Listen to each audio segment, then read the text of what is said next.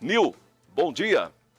Wenderson Rosa, muito bom dia a você que está acompanhando aí o Jornal A Nossa Voz através da Rádio Nova Era FM e também através do canal 23.1. Como você bem disse, hoje é dia 27 de julho e é comemorado o Dia Nacional do Pediatra.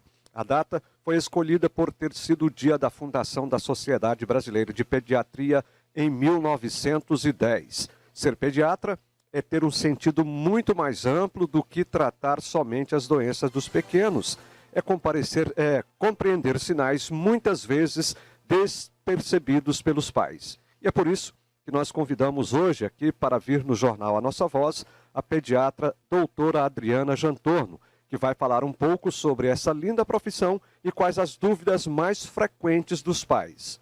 Doutora Adriana, muito bom dia, seja bem-vinda ao Jornal A Nossa Voz, ao canal 23.1 Rede Serra Azul. Começa falando para a gente da importância do pediatra para as nossas crianças. Muito bom dia. Bom dia, muito obrigada pela oportunidade de mostrar um pouquinho do nosso trabalho aqui. O pediatra ele é importante porque, na verdade, a gente só lembra que tem que levar a criança no médico quando ela está doente. Mas a pediatria vai muito além disso. A pediatria ela trabalha exatamente para que seu filho não fique doente, para que seu filho cresça como um adulto saudável. Então, ela é basicamente uma medicina preventiva, né? Você acompanha a saúde da criança e não necessariamente a doença, só quando o menino está doente que vai ao pediatra. A gente gostaria de saber onde a senhora realiza os trabalhos também. Pode falar aí o endereço, a clínica? Eu trabalho em Porangatu em 4 locais. Na Clínica Vitale, no Espaço Clínico GM, na Clínica Elo e na Clínica Dinâmica. Muito dinâmica, inclusive, né? Bom, a senhora poderia falar por que escolheu essa profissão e falar também um pouco para a gente sobre a sua área de atuação? Na verdade, assim, a medicina estava na minha vida, na minha cabeça desde pequena. Eu nunca pensei em fazer outra coisa na vida que não fosse ser médica. A pediatria aconteceu durante a faculdade.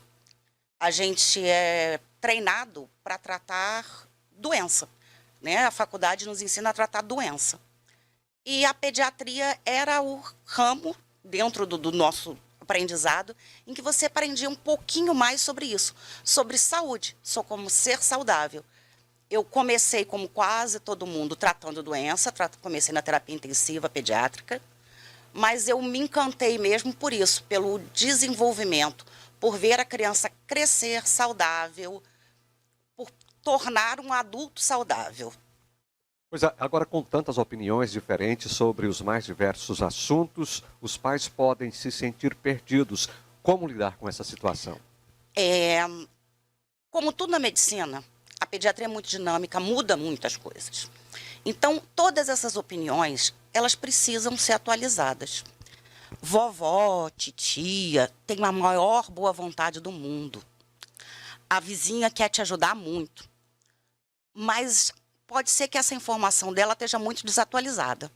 Então, a opinião deve vir sempre de um profissional. E lembrando que a criança é diferente do adulto. Então, a opinião deve ser de um profissional que trabalhe com crianças, que tenha se especializado, estudado o desenvolvimento, o crescer saudável da criança. E até até que idade uma pessoa pode procurar um pediatra? Na verdade, o pediatra começa a trabalhar com a criança ainda na barriga da mãe, porque existe a consulta pediátrica pré-natal, onde a gente já orienta a mãe sobre os primeiros cuidados de saúde, sobre todas essas lendas do começo da vida do bebê e tal. E, por incrível que pareça, a pediatria vai até os 18 anos de idade, porque existe uma subespecialidade chamada medicina adolescente, que faz parte da pediatria. A grande maioria dos pediatras costuma atender só até os 12 anos, quando começa a adolescência. Mas existe essa subespecialidade chamada medicina do adolescente. E com que frequência os pais devem levar o filho ao pediatra? No primeiro ano de vida, pelo menos a cada 2 meses. Idealmente, todos os meses. É o ano em que a gente tem um maior desenvolvimento, não é só pesar e medir, é ver se ele está se desenvolvendo do ponto de vista neurológico adequadamente, é orientar a alimentação. Então, no primeiro ano, A visita é bem frequente. A partir de 1 ano, ela vai se espaçando a cada 3 meses, depois a cada 6 meses. E crianças maiores, assim, maiores do que 3, 4 anos, devem ir pelo menos uma vez ao ano fazer uma avaliação de rotina, incluindo os adolescentes. Devem fazer uma avaliação de rotina. Pois agora vamos falar também um pouco sobre vacina, né? A gente gostaria de saber quais as vacinas que o bebê precisa tomar e para que essas vacinas servem. O bebê toma muitas vacinas desde o nascimento, que a BCG, que é para tuberculose, né? E a hepatite B, elas começam no nascimento, e ele vai tomar vacinas que cobrem doenças que a gente até conseguiu controlar bastante, como tétano, difteria, e doenças que ainda existem e que podem ser prevenidas com vacina, como hepatite. Tem vacinas para meningite, pneumonia, gripe. São diversas as vacinas. Todas elas são importantes. Você pode fazer a grande maioria dessas vacinas, se não todas, no Sistema Único de Saúde. Existem as clínicas de vacinação, onde a sua vacina ela é mais ampliada, mas o Sistema Único proporciona para você todas as vacinas básicas. Se é de graça, se é necessário, por que você vai deixar de fazer? Doutor, é o seguinte, eu vou fazer uma pergunta que é muito comum, mas é muito importante também. Além do leite materno, a criança, a mãe deve dar água com frequência para a criança? Não precisa. Na verdade, mesmo com o uso de fórmula, o leite materno é perfeito, não existe nada de errado, ele dá tudo que a criança precisa, não existe leite fraco. Mas mesmo com fórmula, até 6 meses, a criança não precisa beber água. A quantidade de água que ela recebe do leite materno ou da fórmula é suficiente para mantê-la hidratada.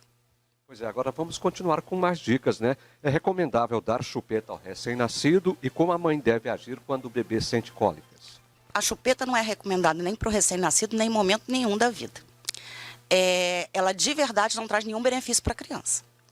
Ele vai atrapalhar a dentição. Quando ele é muito pequenininho, vai atrapalhar a mamada, porque o tempo que ele está lá chupando a chupeta, ele não está mamando adequadamente.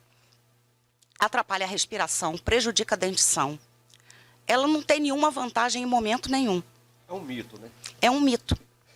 Pois é, e quando o bebê sente cólica, o que a mãe deve fazer? A primeira coisa que a mãe deve fazer é respirar bem fundo e se acalmar. Porque realmente é enlouquecedor. Hoje, inclusive, eu fiz uma postagem no meu Instagram sobre exatamente isso. Que nada enlouquece mais uma mãe do que a cólica de um bebê. Mas é preciso a gente entender que cólica não é o bebê torcer a barriguinha, se espremer, mexer as perninhas e resmungar. Isso são só gases. Isso vai passar à medida que ele começa a aprender a lidar com os gases. A cólica é um choro persistente. Um choro de 30, 40 minutos, 1 hora, que nada tranquiliza a criança.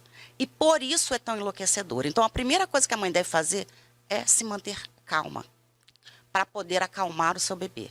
Não adianta ficar dando 1 milhão de medicamentos. Você vai fazer apenas o medicamento orientado pelo seu pediatra. Nada de chá. Segurar o seu bebê no colo, bem próximo ao seu corpo, para que o bebê se acalme, que é o mais importante nesse momento. Doutora Adriana, muito obrigado pela participação da senhora aqui no Jornal A Nossa Voz. Parabéns aí pelo seu dia também. E as suas dicas foram importantíssimas. Pode ficar à vontade aí para fazer as suas considerações. Muito obrigado pela oportunidade. E gostaria apenas de lembrar às mães que a visita ao pediatra, ela não é quando está doente. A visita ao pediatra deve ser feita para que seu filho permaneça saudável e cresça saudável. O Anderson Rosa com você aí no Estúdio 1.